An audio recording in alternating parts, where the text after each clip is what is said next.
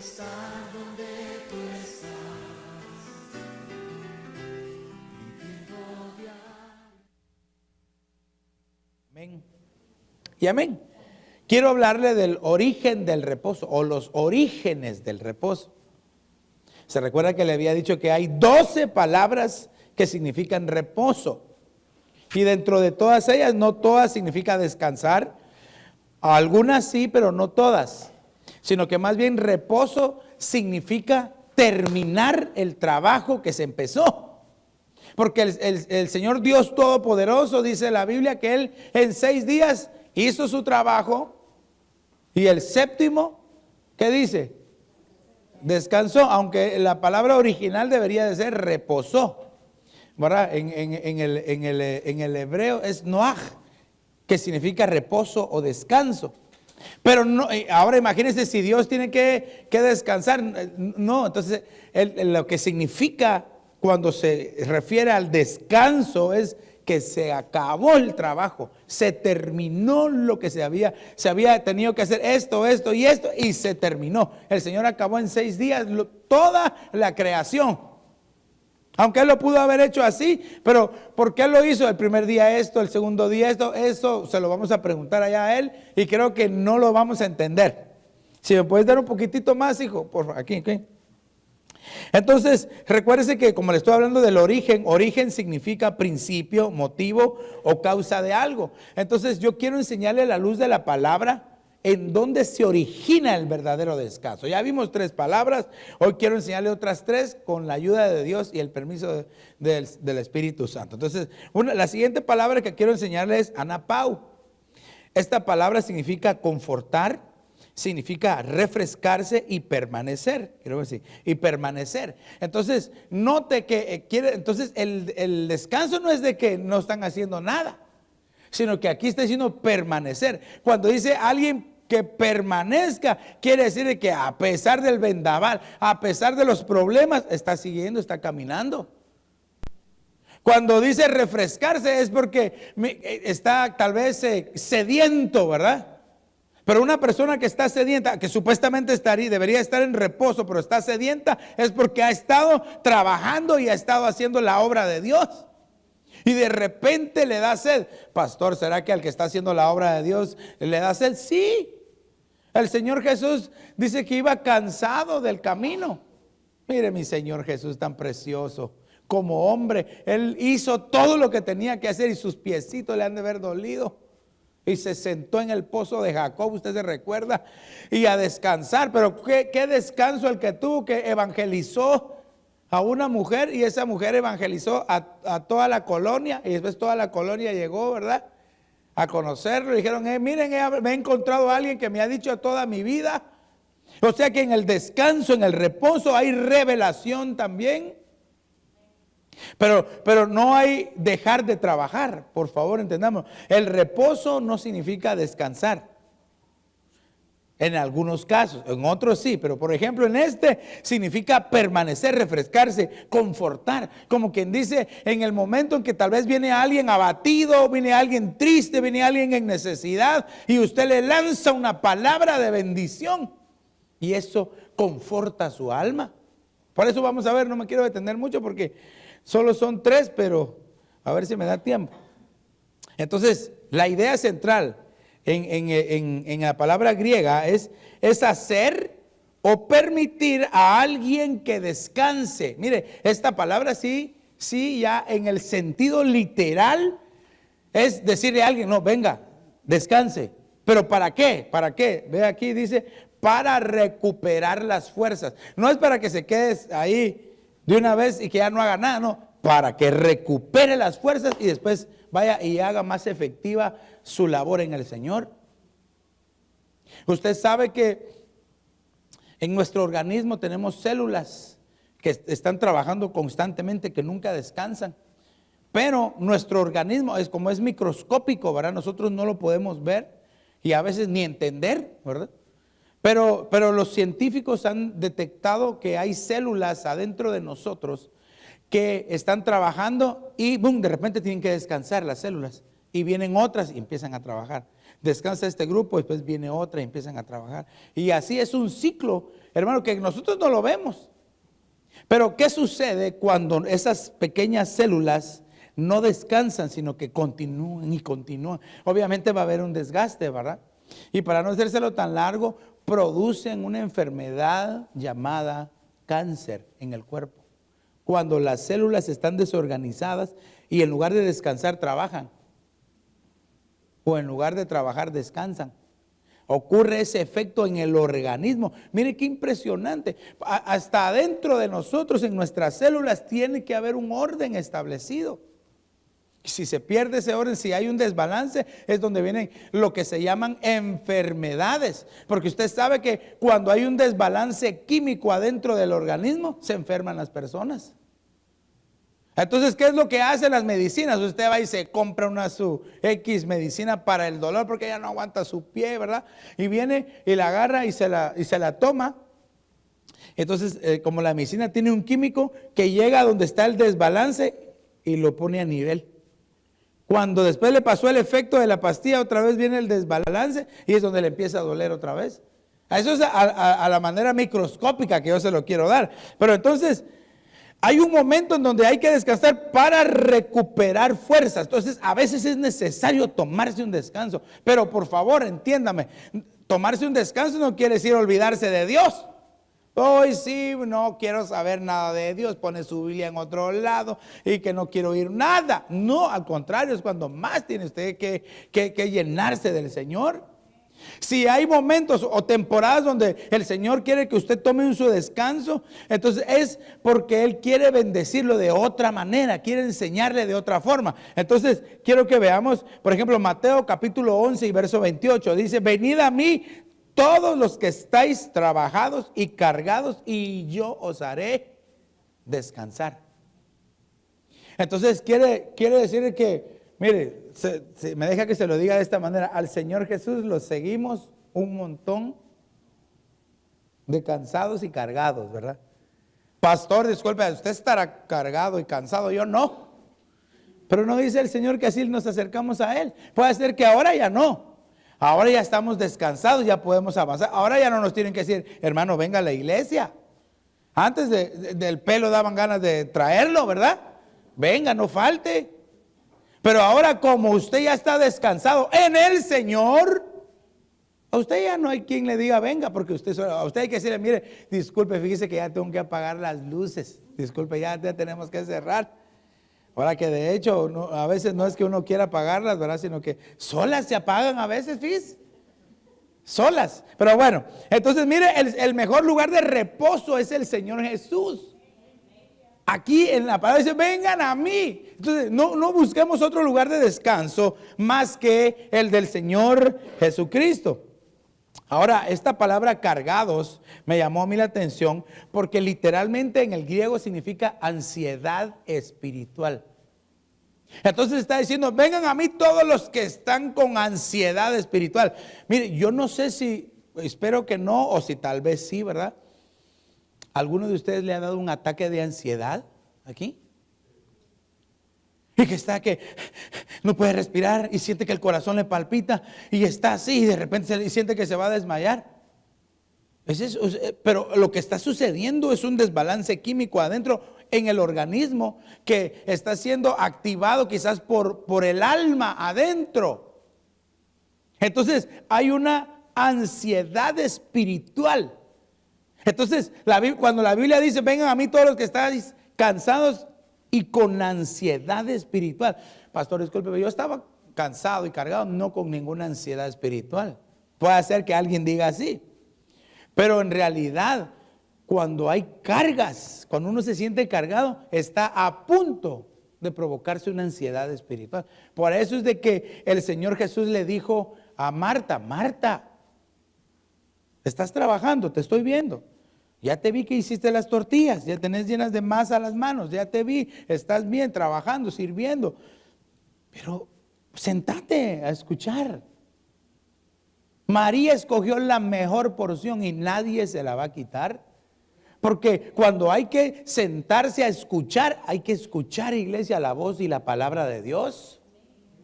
Cuando haya que trabajar, todos vengamos aquí a pintar el piso. Aleluya. Un pequeño comercial ahí, ¿verdad? Pero entonces hay que hacer la obra de Dios. No, para eso está el pastor, que él solo la haga. Acabo y él no hace nada. Bueno, pues quizás así piensa usted, pero no es así. Bueno, yo espero que usted no piense así, pues, ¿verdad? Pero no es así. No, entonces hay que buscar el momento. Mire, a todos, oiga bien, a todos nos llega el momento de servirle al Señor. Y hay algunos que rechazan el servicio a Dios. Hay otros que entregan el servicio a Dios. Dice, no, yo no, ahorita no. Entonces, ¿qué le está diciendo al Señor? Señor, no, tú no vales. No, yo no le estaba diciendo así, pero si se lo está entregando es por eso. No lo está diciendo, pero con sus hechos lo está haciendo. Por eso, cuando a usted mire, le den el honroso privilegio de tener un privilegio, hágalo como un privilegio. Y yo espero que me entienda el significado de la palabra privilegio. Privilegio no es para cualquiera. Quiere decir que nos dieron la oportunidad de ser útiles en las manos de Dios. Si el Señor no necesita de nosotros, iglesia, yo le aseguro que el Señor puede hacer, ay, Padre, perdóname lo que voy a decir, pero como ahí me voy a incluir yo también en el sartén, no solo voy a decir ustedes, ¿verdad? Si el Señor no necesita de nosotros, Él puede hacer la obra, creo yo, mejor sin nosotros. Pero nos dio la oportunidad a nosotros para servirle. ¿Verdad? Como decía el rey David, ¿verdad?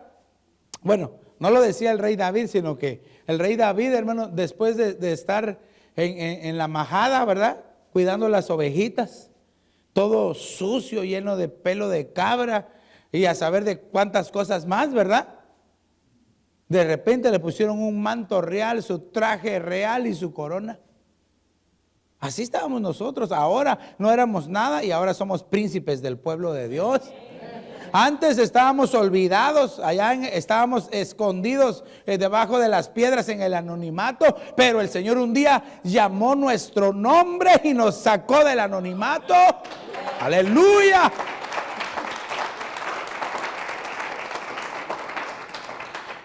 Proverbios 12:25 dice, la ansiedad en el corazón del hombre lo deprime, mas la buena palabra lo alegra. Miren, entonces, por eso es que el Señor dice, vengan a mí todos los que estáis cargados, los que tienen ansiedad espiritual. Y entonces Él, cuando nos acercamos a Él, nos dio su palabra. Y eso confortó nuestro corazón. Dice aquí que la buena palabra alegra, quita la ansiedad. Por eso el remedio, si a usted alguna vez le ha pasado y tiene temor que le vuelva a pasar, escuche la buena palabra. No escuche tampoco cualquier cosa, porque a veces, hermano, ahora hay para escuchar cuanta doctrina errónea y equivocada, religiosa. Escuchemos la sana doctrina. Y si usted tiene la bendición, yo sé que usted tiene la bendición de tener la semilla de la sana doctrina, cuídela. Porque detrás de usted hay aves de rapiña que quieren robarle la semilla que el Espíritu le ha sembrado en su corazón. Si usted supiera, iglesia, cuánto lo está buscando el enemigo para robarle la semilla. Porque sabe que si le roba la semilla, no lo quita, lo mueve. Ahora, veamos este otro pasaje, 1 Pedro 5:7. Echando toda vuestra ansiedad sobre Él. Mire qué preciosa esta palabra. Porque Él tiene cuidado de vosotros. Oh, qué Padre más amoroso. Entonces, si hubiera alguna carga, corramos hacia Él y pongámosla a los pies de Él. Amén. Recuerde que estamos viendo que esto nos hace reposar, la buena palabra, ¿ok? Proverbios 25:13, se recuerda que también significa frescura. Entonces dice, como frescura de nieve en tiempo de la siega es el mensajero fiel para los que lo envían, porque refresca el alma de sus señores. Mire, este verso tenemos que explicarlo. Porque cuando hay un mensajero fiel que le trae la palabra buena, eso va a traer frescura a su alma. Como que no me entendió, ¿verdad? Porque muchos tienen mensajeros que no son fieles. Pretenden ser fieles, pero no lo son. Ahora, amada iglesia, Por eso es que usted y yo tenemos que alcanzar el nivel de llamados, escogidos y fieles. La fidelidad es lo único que nos va a acercar al corazón de Dios. Por eso usted tiene que orar por sus pastores y darle gracias al Señor por sus pastores, porque hasta el momento se han mantenido fieles a Dios. Iglesia, y le pido que de verdad ore por nosotros. No que ahorita se salga y se le olvidó al ver la última el reprise de la de Cantinflas, ¿verdad? Sino que se recuerde de nosotros por el amor de Dios, para que nos ayude a que el Espíritu Santo nos tome y no nos suelte nunca, sino que siempre caminemos en fidelidad. Padre, ayúdanos a andar en fidelidad siempre, que no tengamos nada de qué avergonzarnos, iglesia. Que haya, como dijo el apóstol Pedro, que te haya bastado ya el tiempo mundano que viviste sin Cristo para hacer las malas cosas, pero ahora en Cristo ya no. Porque yo le aseguro que de aquí no todos nacieron en un hogar cristiano. ¿Cuántos no nacieron en un hogar cristiano? Que levanten la mano. La mayoría. Entonces quiere decirle que todos los sábados o todos los domingos estaban ahí en la rocola poniendo la moneda, ¿verdad? La número B48, para que sufra la canal. Y ahí estaban en la fiesta y tomando. Pero ya que nos haya bastado el tiempo pasado para haber pecado, iglesia, para que ahora en adelante en Cristo busquemos que nuestros pies caminen en santidad delante de Dios. Oh Padre, en el nombre de Jesús, que seamos celosos de cuidar nuestra vida para el Señor. Y no celosos para verle la vida a los demás, porque eso es bien fácil. Primero vea su vida y sea celoso con su vida y conságrese a Dios, porque Cristo viene. Y haga lo que le toca que hacer. Y tal vez más adelante dice, y vosotros que sois espirituales, juzgad las demás cosas. Pero imagínese un carnal juzgando a un espiritual. Un carnal que se cree espiritual. Padre Santo, mire, hay que buscar el reposo. Yo ya casi perdí el reposo yo ahorita. No. El mensajero fiel, que Dios nos ayude. Mire, el Señor nos puso ahora como mensajeros. Que el Señor nos ayude a ser fieles. Pero también ustedes son mensajeros cuando ustedes están testificando de su vida a otros. Son mensajeros, que sean mensajeros fieles. Para que puedan, dice, refrescar el alma de los que le escuchan. El Salmo 23:3 dice, refresca mi alma, me guía por los senderos trillados de la justicia por causa de su nombre.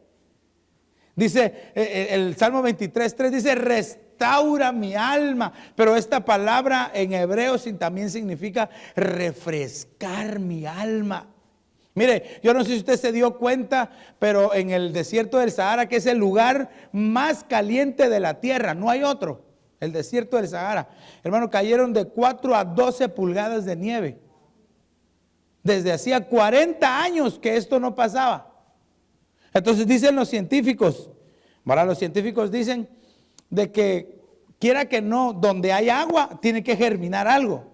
Entonces a ellos no les extrañaría que un par de días tal vez vean quizás algunas plantitas muy pequeñas en el desierto, porque se refrescó el desierto. Ahora imagínense, eso fue solo con una refrescadita. Imagínense que fuera más seguido, ya hubiera reverdecido, como dice el profeta Isaías, ¿verdad? El profeta Isaías dice, aquí una cosa que nunca se había visto y así la voy a hacer, que el desierto florezca una vez más. Aunque lo está diciendo en palabra profética para todos nosotros, que antes éramos un desierto, pero tenemos la potencia de poder dar frutos agradables delante de Dios. Y que cuando nos cae el agua de la palabra, iglesia, nos va a refrescar y nos va a hacer producir el fruto agradable delante de Dios. Aleluya.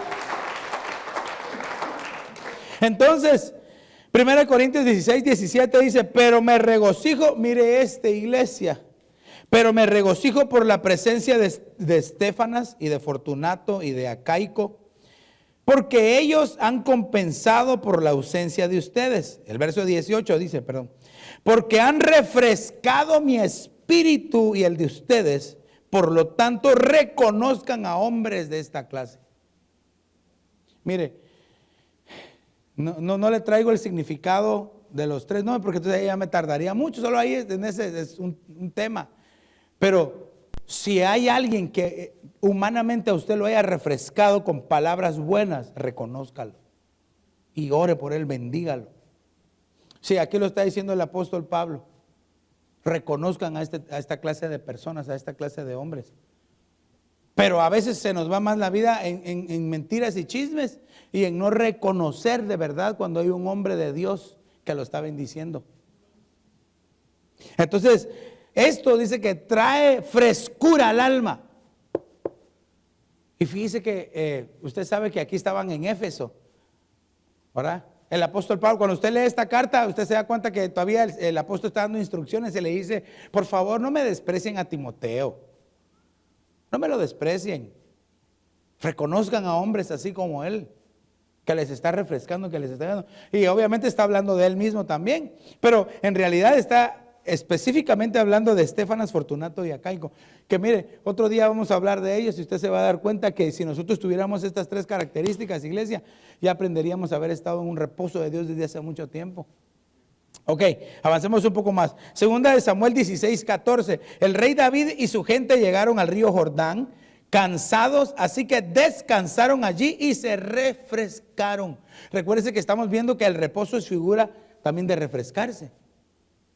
Entonces aquí el río Jordán, iglesia, usted ya sabe aquí, David significa el muy amado. Oh, pero no porque sea muy amado, no tiene su Jordán. ¿Usted sabe qué significa Jordán?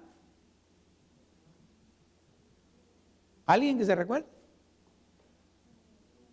Sí, lugar de humillación. Significa descender o lugar para humillarse. Eso es lo que significa Jordán. Entonces, ¿dónde vamos a encontrar nosotros el reposo? Cuando aprendamos a humillarnos delante de Dios. El muy amado, mire, si el rey David se tuvo que humillar al Jordán. Ahora recuérdese que el río Jordán no era el de los mejores ríos en Israel. Por eso es que aquel general sirio, ¿verdad? Que se llamaba ¿cómo? ¿Se recuerda?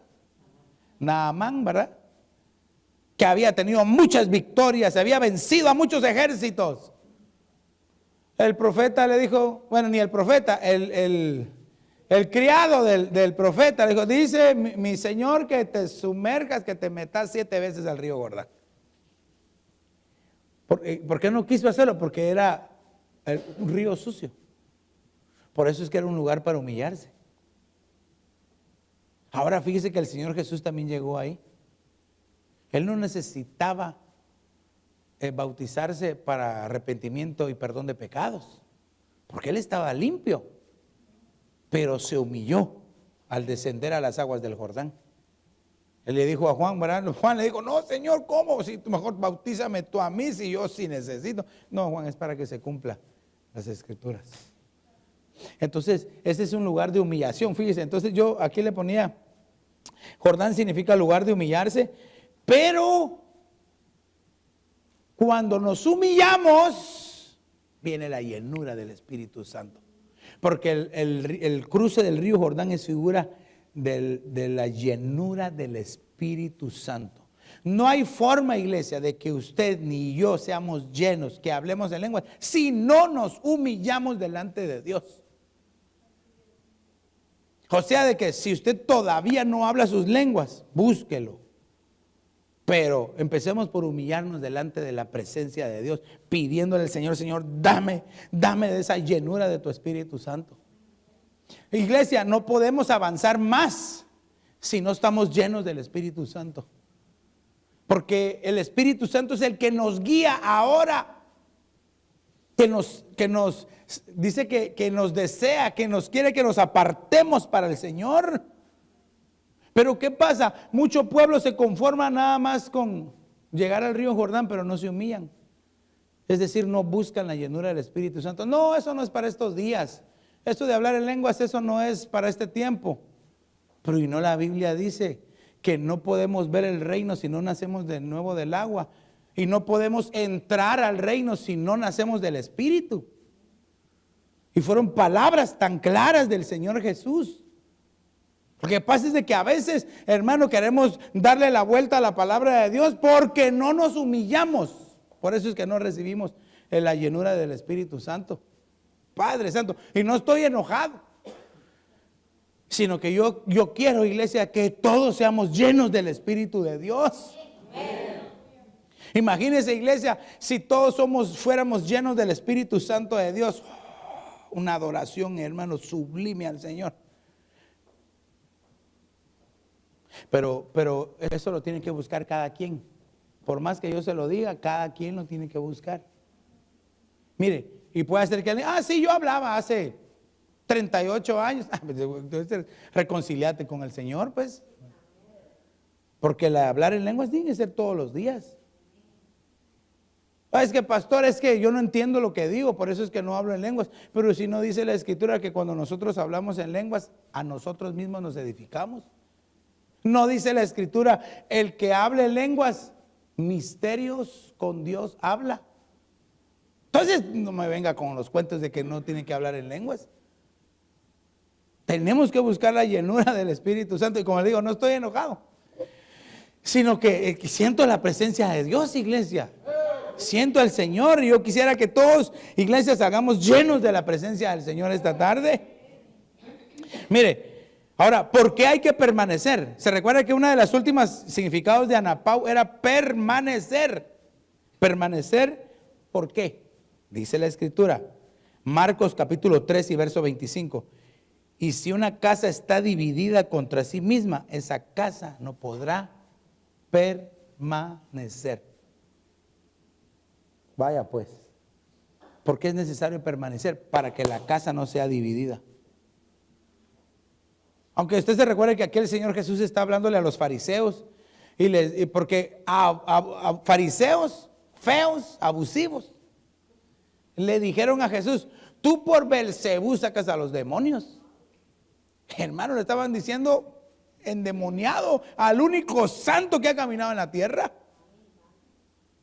Y el Señor le dijo, no, si Satanás mismo está dividido, ¿cómo va a permanecer? Una casa dividida, una casa que está dividida no puede permanecer, iglesia. Usted sabe que a veces puede ser que en las congregaciones estén sentados escuchando con un lado del cerebro, pero con el otro lado del cerebro están diciendo, no, eso no es cierto. No, eso no es para mí. ¿Cómo que no? ¿Cómo no vino mi suegra? Para ella era.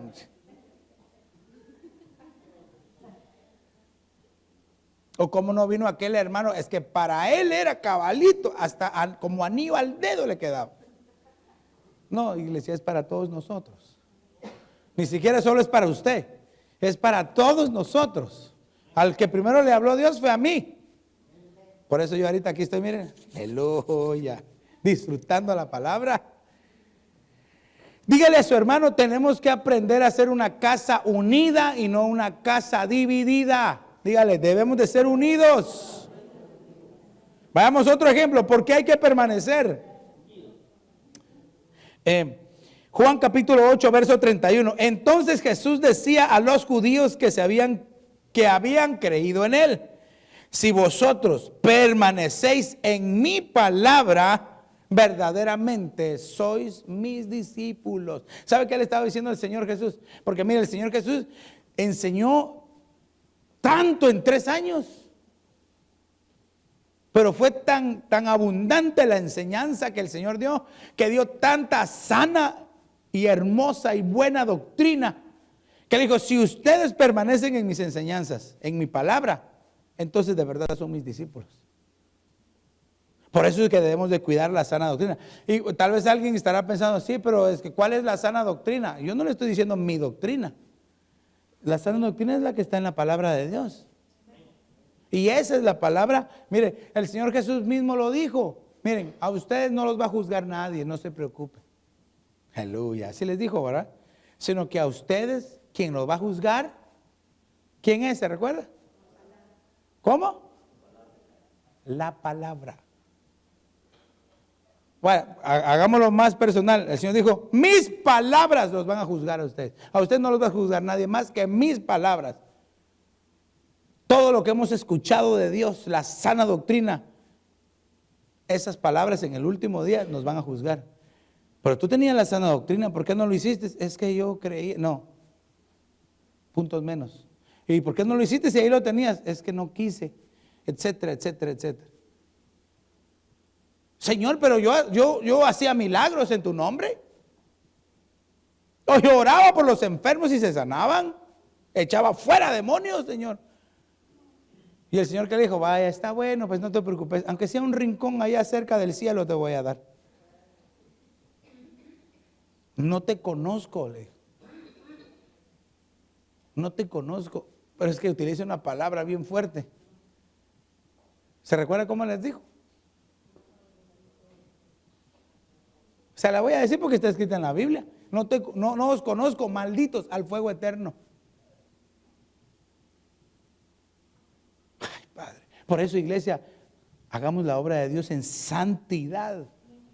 En santidad, que Dios nos ayude a andar en santidad. Ok, entonces, si permanecemos en su palabra, somos sus discípulos. Mire, Juan 8:35. Y el esclavo no queda en la casa para siempre. El esclavo se va de la casa. El hijo permanece para siempre. Quiere decir que el que es hijo permanece en la casa. El que no es hijo, chao, chao, adiós. Le salen alas porque se tomó un par de Red Bulls y se fue volando. El que es hijo permanece. Ahora, habría que examinar cuáles son las características de los hijos, ¿verdad? ¿Quién es un hijo? O, pastor, por principio, un hijo se parece a uno. Y mire, hay unos muchachos que son tan iguales a sus papás, ¿verdad? O unas muchachas tan igualitas a sus mamás, que no los pueden negar. No es mi hijo. Y el papá camina así, y el papá también, y el hijo también camina así igualito. No lo pueden ni negar ni en el caminado. Pero una de las mejores características del que es hijo permanece en la casa.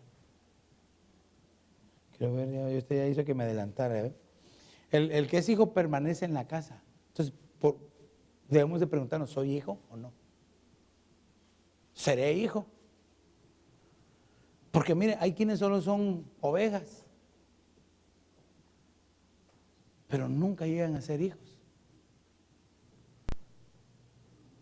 Porque después el esclavo no sabe lo que hace su señor, pero el hijo sí sabe lo que hace.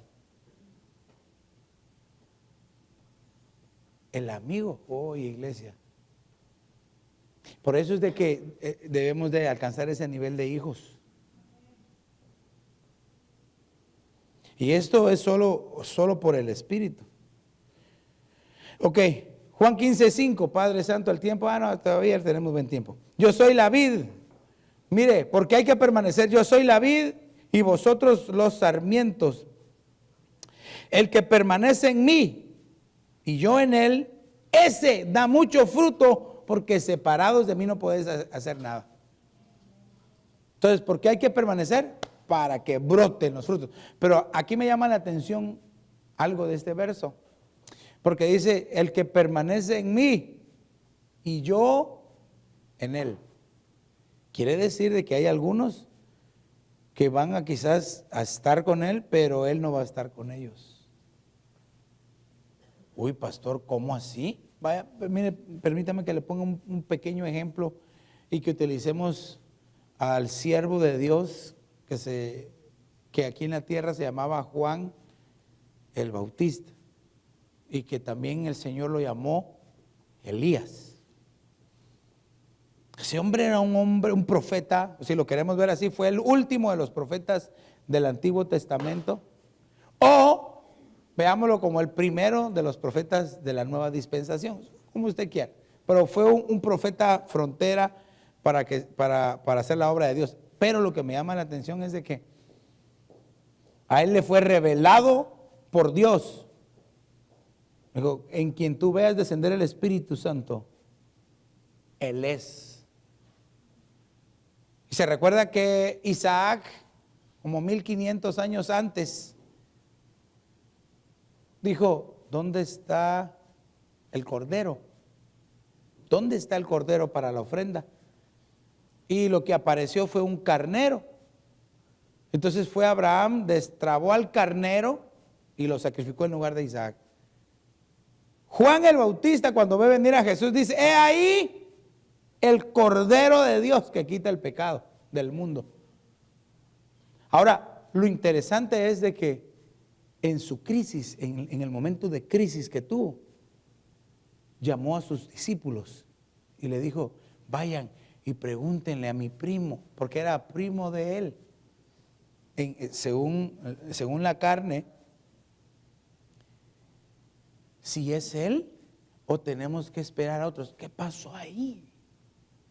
¿Qué pasó si era un hombre poderoso? Dice el Señor, con palabras del Señor Jesús, de los nacidos de mujer no hay otro que sea como Juan. Pero aún él, en el momento de crisis, mire, yo me atrevería a decir, entonces, que en el último momento, pero yo no estoy diciendo que él se perdió, sino que solamente lo quiero poner como en el ejemplo.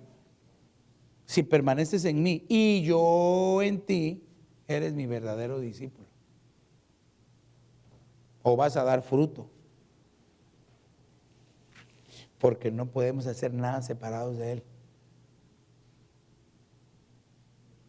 Se recuerda que nosotros éramos un montarral, ¿verdad? El Señor tenía su vid preciosa. Y nosotros, chiribisco, no sé si todos entienden esa palabra de chiribisco, ¿verdad? O monte seco, monte, grama seca, que arranquemos esta rama de aquí que no tiene vida, que ya está muerta, y nos injertaron en el Señor Jesús.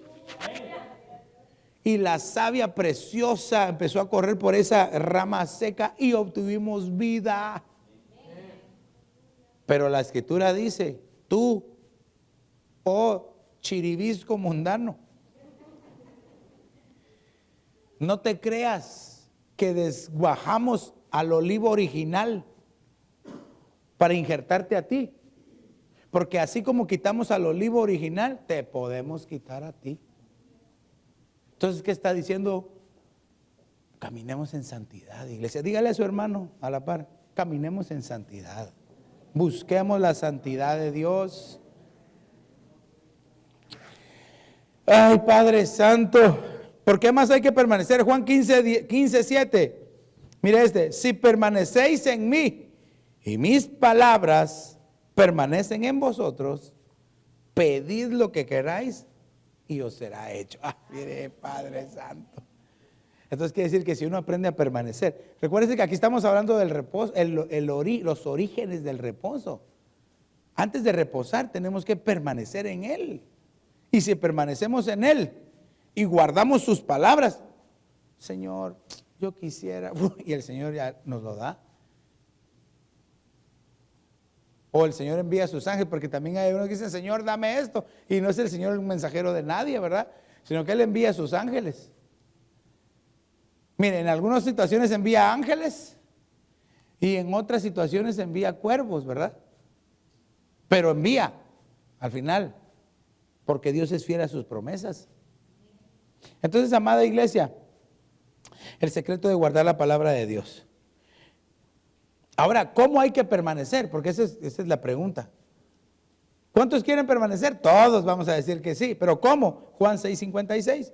El que come mi carne, mire qué es lo que acabamos de hacer, y bebe mi sangre, permanece en mí y yo en él. Ahí se cierra el círculo. Se recuerda que vimos el círculo. ¿Cómo hacer para que si él permanece en mí y si yo en él y él en mí, cómo? A través de la participación del cuerpo y la sangre de Cristo. Cada vez que usted come el pan y se toma la copa, Él empieza a permanecer adentro de nosotros. Para que se cumpla entonces aquí que el que come mi carne y bebe mi sangre permanece en mí y yo en él. Oh, Padre Santo. Por eso es iglesia, entonces quiere decir que hasta la genética nos puede cambiar. Mire, esto a veces es un poco difícil de entender. Pero, por ejemplo, ¿hay alguien aquí que otra persona le haya donado sangre a usted? ¿Alguien ha recibido alguna transfusión de sangre aquí? Ninguno. Wow. ¿Y usted sí ha donado sangre a otros? ¿Cuántos de aquí han donado sangre a alguien que esté necesitado? Qué rico se siente cuando uno le meten las agujas, ¿verdad?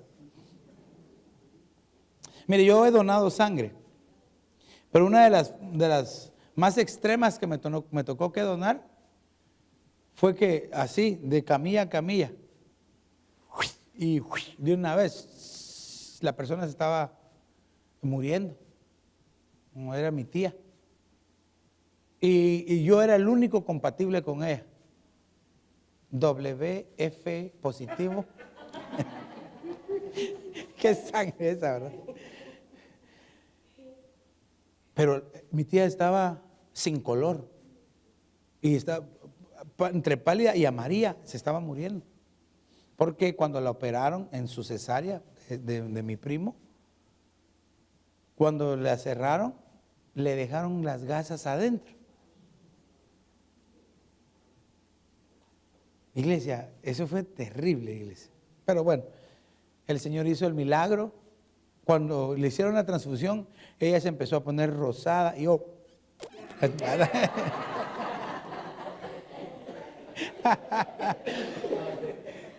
Ya sé lo que pensó. Usted aguanta, a ver otro, pasen otro, a que le done a más. Le volvió el color, le volvió la vida. Porque la Biblia dice que la vida está en la sangre. Pero fíjese que sucede algo bien impresionante. Y esto es documentado. Usted puede ir, lo busca en el internet, ahí está. Cuando hay personas que han recibido transfusiones de sangre, como la vida está en la sangre, le pasan de su personalidad a través de la sangre. Y ocurre que cuando la persona recibe la donación de sangre y la otra persona era, no sé, cualquier cosa mala, que la otra persona no lo hacía, tiende a tener esos problemas. Dice, pero ¿cómo? Entonces, eso es en lo normal, en lo natural. Ahora imagínense en lo espiritual. La santidad del Señor que hay en su sangre preciosa, cuando nosotros tomamos y participamos, empieza a correr por nuestra propia vida, en nuestras propias venas, y nos puede llegar a cambiar por completo la vida, iglesia. Amén. Ok, hijita, ¿puedes ayudarme? Porque, ¿cómo más hay que permanecer? Juan 15:9. Como el Padre me ha amado, así también yo os he amado. Permaneced en mi amor. Entonces, una de las primeras cosas que tenemos que hacer para permanecer es primero, mire, si yo le pregunto a usted, yo sé que me va a decir amén, pero de todas formas se lo voy a decir. ¿Cuántos de aquí adentro de ustedes está el amor de Dios? Todos, ¿verdad? Pero ¿será que todos permanecemos en el amor de Dios? Porque aquí la pregunta no es ¿tienes el amor de Dios?, sino es ¿permaneces en el amor de Dios? Puede ser que tal vez dirán, oh sí, he aquí que yo permanezco todos los días en el amor de Dios. Pero le pregunto, ¿no ha pensado mal de su hermano? ¿No ha hablado mal de su hermano? ¿No ha tenido un mal sentimiento en contra de su hermano? Porque si lo ha tenido, no ha permanecido en el amor de Dios. Pero esta es una buena tarde para que entendamos mejor. Ya no me va a dar tiempo de darle lo demás, pero para poderle decir al Señor, Señor, yo quiero primero permanecer en ti. Cuando permanecemos en Él, vamos a entrar en el reposo que Dios quiere. Cuando hemos sido refrescados a través de una palabra sana, de una sana doctrina, vamos a poder entrar en el reposo de Dios. Y la última que le di, bueno, o la primera que le di, que es humillarse, para que entonces entremos en el reposo verdadero de Dios. Yo no sé si aquí esta tarde, amada iglesia, habrá alguien que le quiera decir al Señor, Señor, yo quiero entrar en tu reposo. Si hay alguien aquí que quiere entrar en el reposo de Dios, yo le invito a que se ponga de pie ahí y que levante sus manitas al cielo y que empecemos, mire, que empecemos a hacer algo como hizo el rey David. Llegó al río Jordán y ahí se refrescó. Yo lo invito para que ahí en su lugar empiece a levantar un cántico de adoración al Señor. Que empiece...